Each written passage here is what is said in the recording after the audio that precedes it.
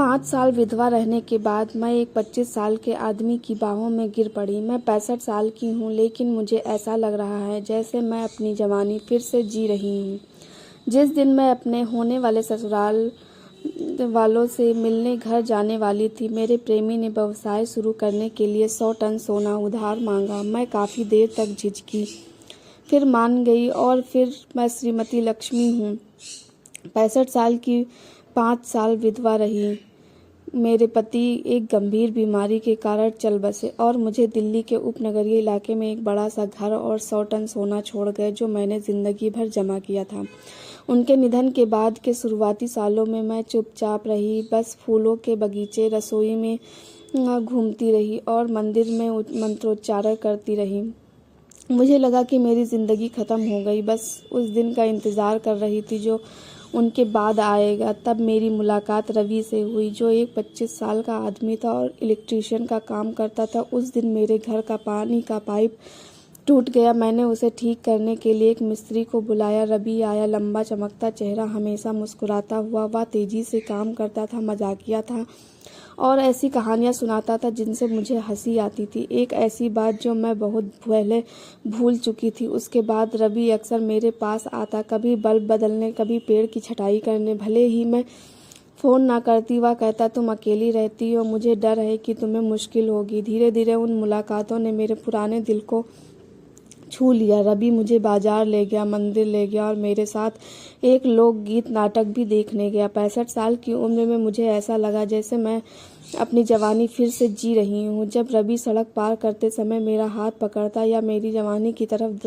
करता, तारीफ करता, तो मेरा दिल धड़क उठता। मुझे पता था कि 40 साल की उम्र का फासला बहुत बड़ा है, लेकिन रवि कहता था कि उसे इसकी परवाह नहीं। मेरे लिए लक्ष्मी एक खास महिला है, उम्र तो बस एक संख्या है। मैं भावुक हो गई। 1 साल बाद रवि ने अचानक मुझे प्रपोज कर दिया। मुझे हैरानी हुई, मुझे थोड़ा यकीन भी हुआ, लेकिन उसने घुटनों के बल बैठकर मेरा हाथ थाम लिया और कहा कि वो ज़िंदगी भर मेरा ख्याल रखना चाहता है।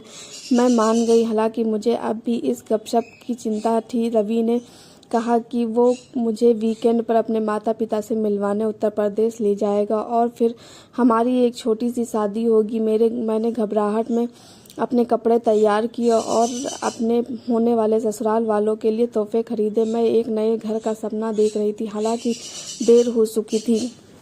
मेरे घर लौटने से एक रात पहले रवि चिंतित दिख रहे थे। मेरे घर आए, उन्होंने कहा कि उनके पास एक बड़ा बिजनेस का मौका है, दुबई से इलेक्ट्रॉनिक सामान आयात करने का, लेकिन उनके पास पूंजी की कमी है। मिस लक्ष्मी, कृपया मुझे सिर्फ 1 महीने के लिए 100 टन सोना उधार दें, मैं आपको 2 गुना वापस कर दूंगा। अगर मैं यह मौका चूक गई तो मैं हमारे भविष्य का ध्यान नहीं रख पाऊंगी। उन्होंने मेरा हाथ थाम लिया, उनकी आंखों में आंसू भर आए। मैं हिचकिचाई। 100 टन सोना मेरी पूरी दौलत थी। मेरे पति ने जो पसीना और आंसू बहाए थे वो सब मेरे लिए थे, लेकिन रवि को देखते ही मुझे प्यार और भविष्य के बारे में उसके शब्द याद आ गए। मैंने सोचा, अगर मैंने उसके साथ रहने का फैसला किया है तो मुझे उस पर भरोसा करना ही होगा। मैंने तिजोरी खोली और रवि को 100 टन सोना दिया। उसने मुझे गले लगाया और वादा किया कि मुझे निराश नहीं करेगा। मेरा इंतज़ार करो, मैं कल तुम्हें घर ले जाऊंगा। मैंने सिर हिलाया, इस बात से राहत महसूस करते हुए कि मैंने उस व्यक्ति की मदद की थी जिससे मैं प्यार करती थी। लेकिन अगले दिन रवि नहीं आया, उसका फ़ोन बंद था। मैं सुबह से रात तक इंतज़ार करती रही, फिर अगले दिन भी कोई खबर नहीं मिला। बुरा महसूस करते हुए मैं रवि के घर गई तो मकान मालिक ने सुना कि वह कल ही घर छोड़कर चला गया है, कोई पता नहीं छोड़ गया। मैं दंग रह गई। मैंने हर जगह फ़ोन किया, उसके दोस्तों से पूछा, लेकिन किसी को नहीं पता था कि रवि कहाँ है। आखिरकार मैं पुलिस में रिपोर्ट दर्ज कराने गई। उन्होंने कहा कि मेरे जैसे मामले आम हैं और सोना मिलने की संभावना लगभग शून्य है। रवि गायब हो गया था, मेरा भरोसा और मेरी संपत्ति अपने साथ ले गया था।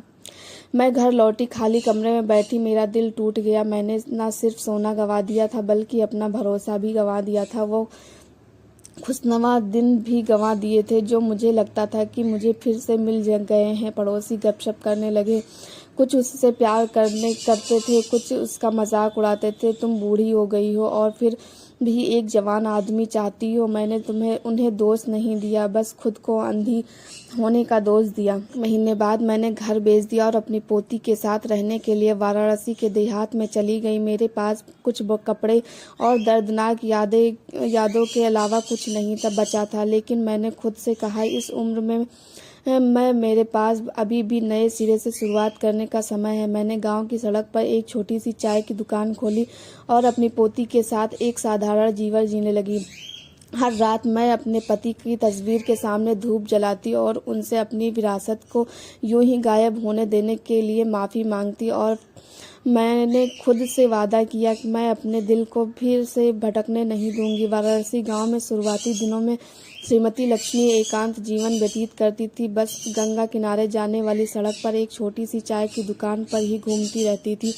लेकिन धीरे धीरे नियमित ग्राहक गांव की बूढ़ी महिलाओं से लेकर विधवाओं और युवतियों तक उनकी चाय की दुकान पर न केवल चाय पीने बल्कि उनकी बातें सुनने भी आने लगे। पहले तो श्रीमती लक्ष्मी शर्माती थी, लेकिन फिर जब उन्होंने कई महिलाओं को यह कहते देखा कि उनके साथ भी धोखा हुआ है, उनका भावनात्मक या आर्थिक रूप से फ़ायदा उठाया गया है, तो उन्हें समझ आया कि उनका दर्द अनोखा नहीं है। इसलिए उन्होंने अपनी कहानी खुद सुनानी शुरू की, बिना छिपाए, बिना बढ़ा चढ़ा कर। यह मत सोचो कि उम्र हमें प्रलोभनों से बचा लेती है। इंसान का दिल चाहे कितनी भी उम्र का क्यों ना हो, मीठे बोल सुनकर आसानी से कमज़ोर हो जाता है। मैंने एक पल के अंधेपन के कारण अपने पूरे जीवन की दौलत गंवा दी, लेकिन उससे भी बड़ा नुकसान मेरा विश्वास था। मैं यह कहानी इसलिए सुना रही हूँ ताकि मेरे भाई बहन की यह गलती ना करें। उनकी कहानी पूरे इलाके में फैल गई। आसपास के गाँवों की कई बुजुर्ग महिलाएं उनसे अपने मन की बात कहने के लिए मिलने लगीं। कुछ रोई, कोई क्योंकि उन्होंने अपनी बातें साझा की, तो कुछ ने उन्हें धन्यवाद दिया क्योंकि उनकी बातें सुनकर उन्हें प्रलोभनों से सावधान रहने में मदद मिली। वाराणसी में स्वयंसेवकों के एक समूह ने उनकी कहानी सुनी और उन्हें सामुदायिक वार्ताओं में भाग लेने के लिए आमंत्रित किया, जहां बुजुर्ग महिलाएं आर्थिक और भावनात्मक रूप से अपनी सुरक्षा कैसे करें, इस पर चर्चा करती थी। सुश्री लक्ष्मी एक जानी पहचानी हस्ती बन गई। हमेशा एक साधारण साड़ी पहने, गर्मा गर्म चाय का प्याला पकड़े, धीमी लेकिन दृढ़ आवाज में अपनी जीवन कहानी सुनाती। पीड़ित से प्रेरणा तक कई स्थानीय अखबारों ने उनके बारे में लिखा, उन्हें वह महिला जिसने त्रासदी को जीवन के सबक में बदल दिया कहा। एक पत्रकार ने उनसे पूछा, आखिर क्या आपको इसका पछतावा है? वह मुस्कुराई, उनकी आंखें शांत थी। हाँ, लेकिन मैंने पछतावे को प्रेरणा में बदलने का फैसला किया है। अगर मेरी कहानी किसी महिला को धोखे से बचा सकती है तो वह सोना सार्थक रहा है। आशा से भरा एक खुला अंत। 70 से ज़्यादा उम्र की श्रीमती लक्ष्मी अब किसी नुकसान से पीड़ित महिला नहीं है। एक छोटी सी चाय की दुकान और मानवता से भरी बातचीत में उसे अपनी आत्मा में शांति मिली है। हर रात वह अब भी अपने पति के लिए धूप जलाती और फुसफुसाती है, प्रिय, मैं कभी गलत थी, लेकिन अब मैं एक बेहतर जिंदगी जी रही हूँ। मैं न सिर्फ अपने लिए खड़ी होती हूँ बल्कि कई और लोगों को भी याद दिलाती हूँ। वेदी पर रखा तेल का दीपक चमक रहा है, जो उस महिला के चेहरे को साफ तौर पर रोशन कर रहा है जो कभी आहत थी लेकिन अब मजबूत और दयालु है। श्रीमती लक्ष्मी ने अपनी जीवन कहानी को एक चेतावनी में बदल दिया है। देर से प्यार करना गलत नहीं है, लेकिन इसे अपने दिमाग पर हावी ना होने दें। पूरे दिल से प्यार करें, लेकिन अपनी समझदारी भी बनाए रखें।